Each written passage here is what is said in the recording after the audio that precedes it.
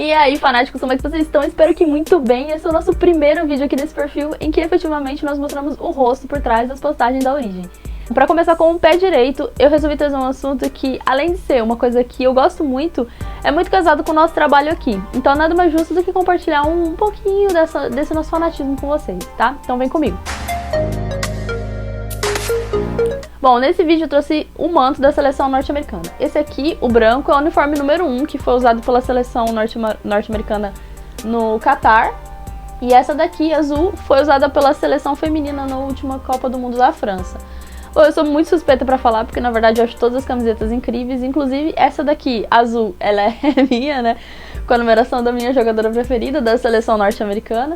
Mas eu não sei se vocês repararam que essas camisetas, além da cor, obviamente, elas têm uma pequena diferença.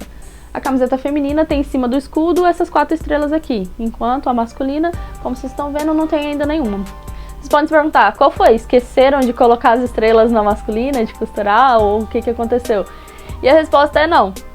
O que acontece, na verdade, é que a seleção feminina norte-americana, ela já ganhou nada mais nada menos do que 4 títulos mundiais.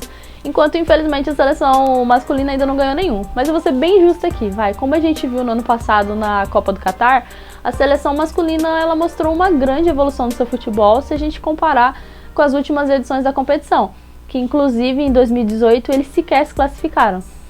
Obviamente que a seleção masculina quer construir um futebol mais competitivo, até porque a próxima edição da Copa do Mundo vai ser realizada pela primeira vez na história em 3 países diferentes, ou seja, o Canadá, o México e, óbvio, os Estados Unidos. E, claro, como um anfitrião, eles querem dar um show dentro de casa diante da sua torcida, já que na última edição eles foram eliminados nas oitavas contra a Holanda, no jogo que terminou em 3-1, e particularmente eu achei que foi um resultado não muito justo pelo futebol que a seleção norte-americana jogou. Mas futebol tem disso, né? E por falar em primeira vez que alguma coisa acontece, esse jogo das oitavas entre Holanda e Estados Unidos foi transmitido em TV aberta aqui no Brasil e narrado pela primeira vez na história por uma mulher. O que é muito da hora, e eu assisti esse jogo, fiquei muito feliz em saber dessa informação, por isso eu trouxe pra vocês. Agora, enquanto a seleção norte-americana masculina ainda tá engateando, a feminina tá voando. A gente pode dizer que o futebol feminino mais consolidado hoje é das norte-americanas. Isso porque as meninas são tetracampeãs do mundo. Elas ganharam a primeira edição da Copa, né, contra a Noruega em 91, depois em 99, depois em 2015 e mais recente elas ganharam em 2019 na França contra os Países Baixos na final, ganhando por 2-0.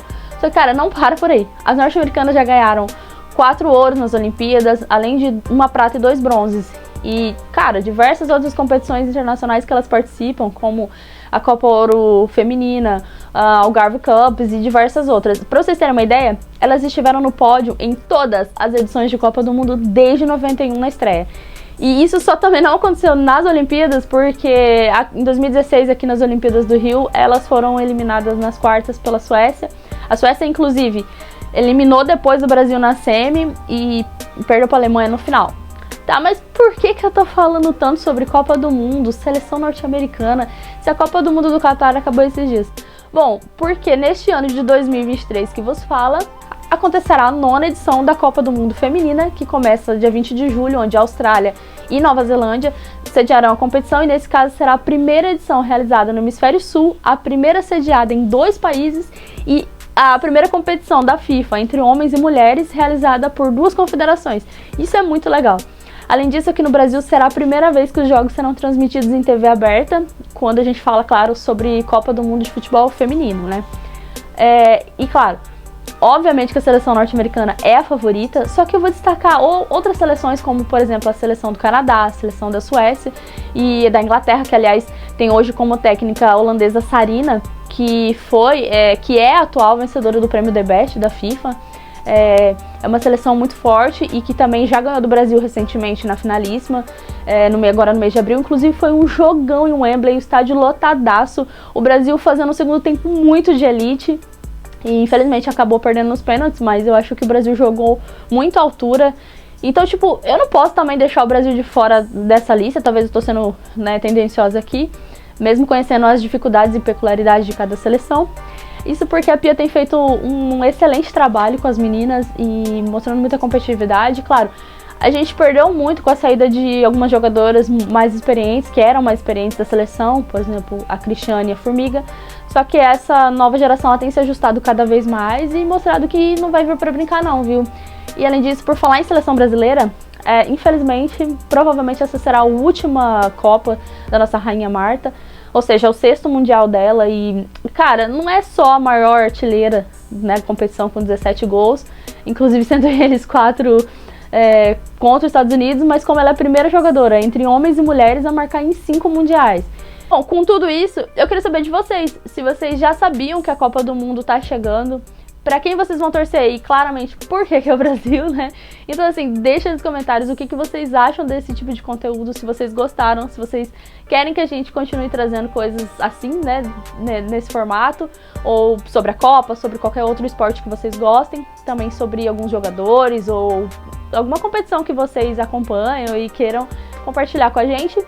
E também eu quero pedir muito, por favor, para vocês darem like nesse vídeo, porque é muito difícil de fazer. E marcar todo mundo que vocês conhecem, que gostam de futebol, são fanáticos como a gente. E por fim, mas não menos importante, eu queria pedir muito para vocês que vocês prestigiem e assistam aos jogos da Copa do Mundo de Futebol Feminino, que vai começar agora dia 20 de julho. Porque assim, cada vez mais o Brasil vai entender a importância da modalidade, vai fazer com que os clubes brasileiros invistam mais no futebol feminino, com um olhar mais profissional para essa questão salarial e premiação das competições, por exemplo.